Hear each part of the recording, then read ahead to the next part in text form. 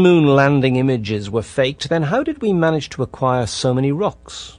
Core samples and lunar dust have been obtained by unmanned probes. The Soviets were particularly advanced in this technology, but there were supposedly many samples loaded onto LEMs and returned to Earth. The claim is that the Apollo program collected hundreds of pounds of lunar rocks, something like 750 pounds, some large amount of lunar rocks in the 6 missions. And I think that only a few pounds were actually collected remotely by ourselves and in a similar manner by the Russians, because we had an agreement before we went to the moon to trade lunar soil samples.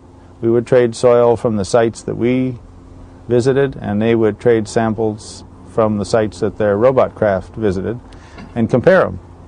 And then I think the vast majority of the hundreds of pounds of moon rocks that we claim to have are made here on Earth, and that's why they look so similar to Earth rocks. That's why they found that the composition is so similar. They can be irradiated or exposed to a vacuum or modified in certain minor ways so that they appear slightly different, and then they do an analysis and say, well, it's just like Earth rocks except for these few minor changes. And then they hypothesize that they were blasted by meteorites. Well, they can be blasted by meteorites artificially. Paul Jacobs was a top investigator in San Francisco. I went to see him to get his help.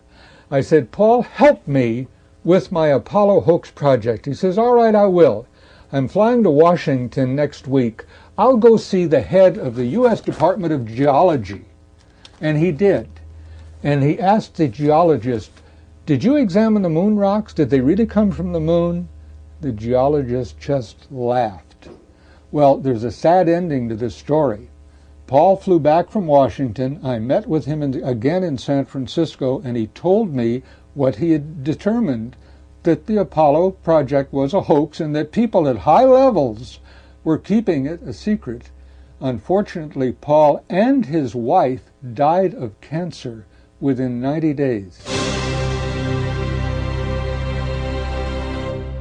Lee Galvani, he's been in touch with me for many, many years, and he says that he had almost convinced James Irwin to confess and clear his conscience of this terrible burden.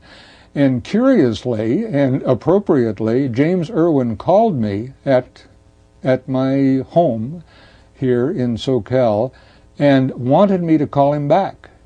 But he was dead of a heart attack in 3 days.